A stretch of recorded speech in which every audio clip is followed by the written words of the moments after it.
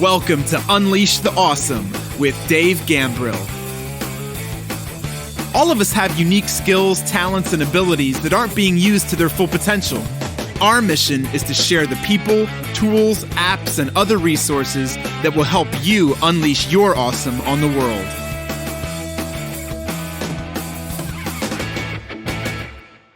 Yo, what's up? It's Dave. Welcome to another episode of Unleash the Awesome. Today, let's talk about why jumping and building your wings on the way down is terrible advice. I'm sure you've heard that before, right? Jump and the net will appear. Jump and build your wings on the way down. Just do it. Just get out there and make it happen. That's great. It's great for motivational speakers to talk about it. It's great when we hear it. We sound all excited. But here's why that's such terrible advice. One, most people are pretty risk averse. And so I get that little quote, that little saying is trying to get people to get over that. But the reality is people don't.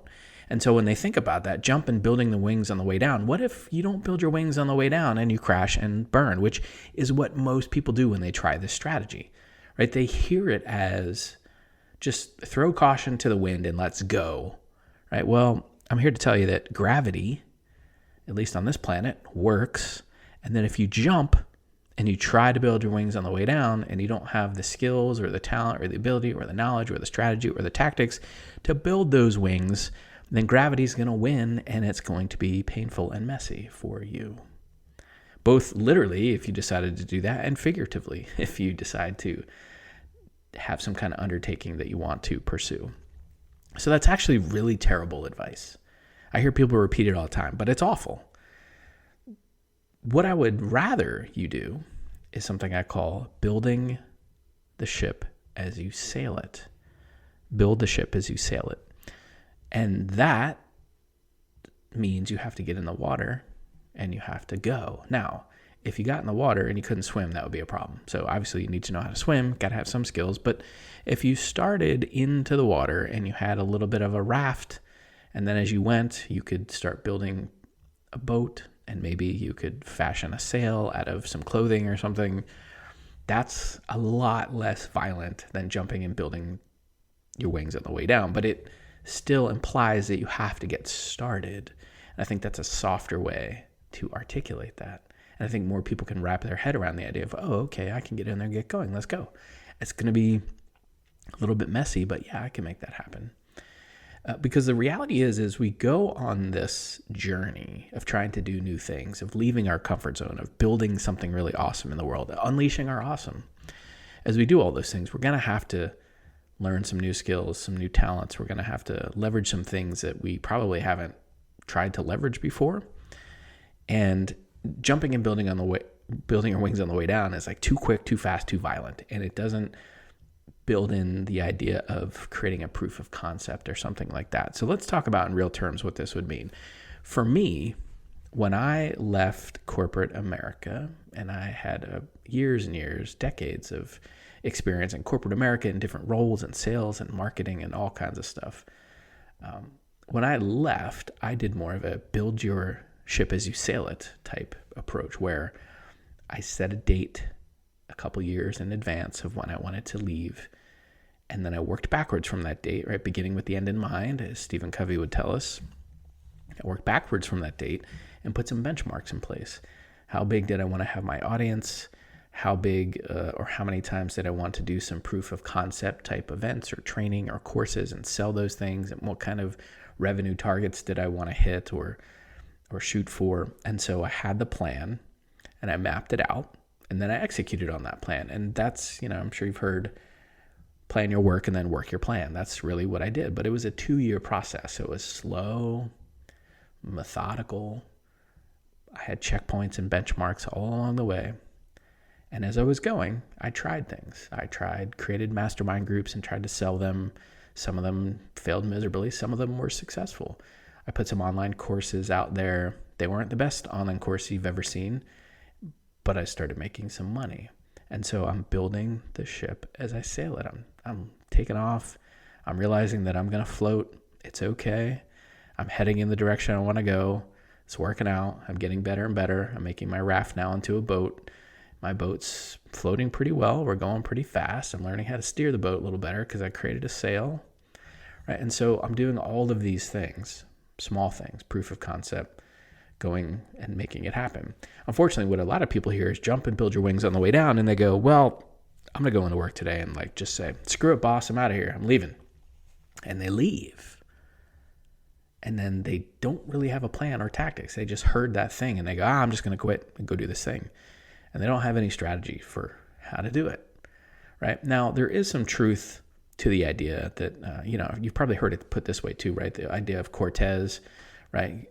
Going to the island and then burning the boats. So you can't leave the island now. There's no way back. The only choice you have is forward, right? There is some value in those kind of things in some situations, but in most life-changing, life-altering situations, you want to be a little more methodical than burning the boats and not having any other option, right? So think about these things. Be methodical in your approach. Get something out there. Make it happen. Try it. Do a trial. Do something that's lower risk, right? Because I know a lot of you that are listening have obligations, mortgages and families you have to feed and things like that. And so jumping and building the wings on the way down, just quitting your job and, hey, I'm going to go do this thing or whatever, that's not always the best approach. You can share edge cases with me all day long. You could be like, yeah, but look at this guy and that girl and whatever, and they did it. Okay, that's fine. But there are always some circumstances that you're not privy to as to why they were able to make that happen. Or you didn't see that they were working on those skills, working on those talents, working on those abilities before they did it.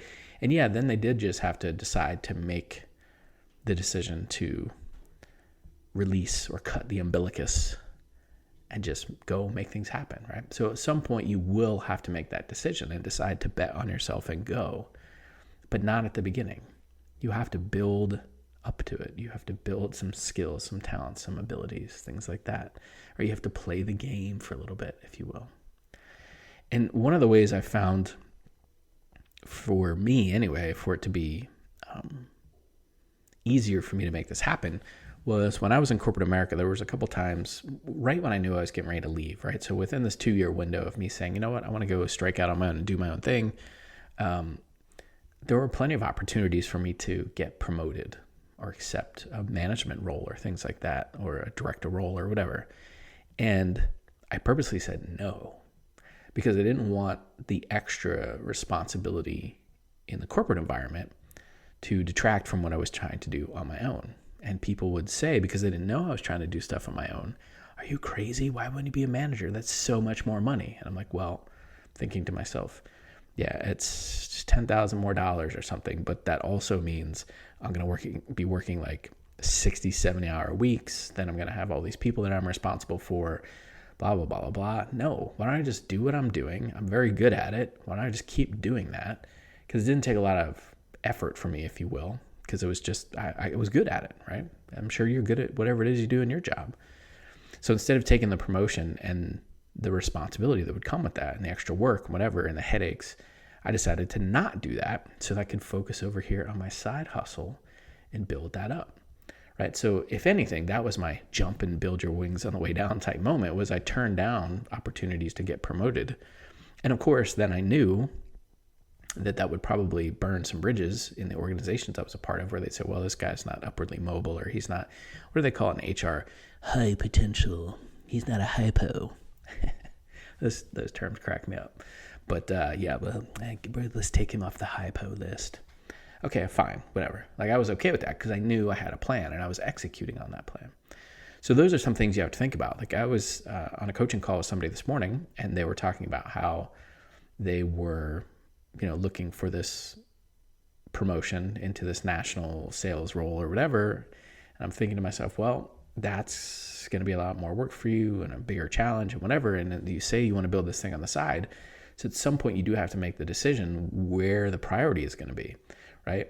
I get it that you don't want to kill the goose that's laying the golden egg, if that's a corporate thing, if you're taking a paycheck. Don't do that. Don't kill that. Just keep taking the golden egg, keep being a great employee, keep doing what you need to do, keep showing up and being awesome there. But start thinking about in your free time, how do you build this side hustle? How do you build it up? How do you get it going? How do you get started? How do you make it happen? So in the case of this coaching call this morning, I said to the person, listen, you just need to do something. You need to stop doing courses and things like that and doing mastermind groups and listening. Like, you need to stop being a consumer and start being a producer. So you need to sell something. You need to get something started. You need to get something out there. Even if it's only something you sell for a couple $100, get it out there. Start building that muscle.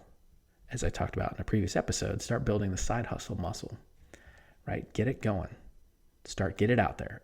Accept payment for something that you're selling online, a course, a mastermind group, whatever it is, group coaching. Get it out there. Get started. Get the ship in the water, if you will.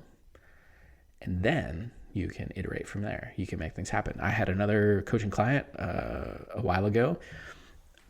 She does leadership training, coaching, consulting, teaching people basically how to unleash their awesome, although she has a different tagline for it.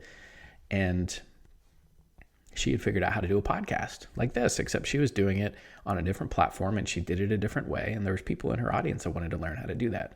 And I said to her, then why don't you, and she had never sold anything online. I said, why don't you do a small course, like a mini course, or just even a Zoom call, a paid Zoom call on how you put your podcast together, the tools that you use, whatever. She was kind of like, but that's not what I want to do. That's not my long-term thing. I was thinking, listen, you need to build your side hustle muscle. You need to get in the water and start building that ship as we sail it. You need to start strengthening those things up. You need to get at least a raft in the water. So you need to learn how to accept payments online, how all this technology works, whatever. Then it starts to build a belief in you. You understand that you have the talent and the skills, and that then you can transfer that to any other thing that you're trying to do online. But you have to get started. So I don't disagree that you need to get started, which is what Jump and Build Your Wings on the Way Down suggests. I would just say that you need to do it a little less violently, but you do need to get going. You need to get in the water and get started and make something happen. No amount of asking more questions and taking more courses and studying more things is going to create something in your life. At some point, you have to stop listening to this podcast. You have to stop reading the blogs. You have to stop taking a course and take all the stuff you're learning from me and every other input that you have and put it into play. And then what you could do, once you're in the water, you're building your ship as you sail it. Once you're going, then come back and revisit. Take some more inputs to help you with your output. But then you have to create some output and then take some more inputs and then refine the output and take some more inputs and refine the output, right? Seth Godin told me one time, you can't improve something that doesn't exist. So get it going, get it out there, get started, make it happen, get in the water, get that ship sailing, and then you can improve it as you go, okay? All right, hope that served you. If you have wrestled with this problem, as I have before plenty of times, and I still do sometimes, and I occasionally have to tell myself, yo, man, let's go. Let's get in the water. Let's go. We got to go. Even if it's just treading water to start, we got to get in the water. If you've wrestled with this, hopefully this conversation today will help you get the inertia to get going, to get in the water, to build that ship as you sail it. And if you know others that could benefit from this message, please feel free to share this podcast episode with them. You could change someone's life. I'm not saying this idea or concept that I'm doing or that I'm necessarily life-changing, but this one little simple reframe, if you will, could be the difference between somebody succeeding and somebody failing miserably because they decided the much more violent method of trying to jump and then gravity beat them. Right? So if you know somebody that needs to hear this, feel free to share it with them, right? Until next time, go out and unleash your awesome on the world. See ya. Thanks for listening to Unleash the Awesome. Please be sure to subscribe, rate, and review wherever you listen to your podcasts. And please share us on your favorite social media platforms using #UnleashAwesome.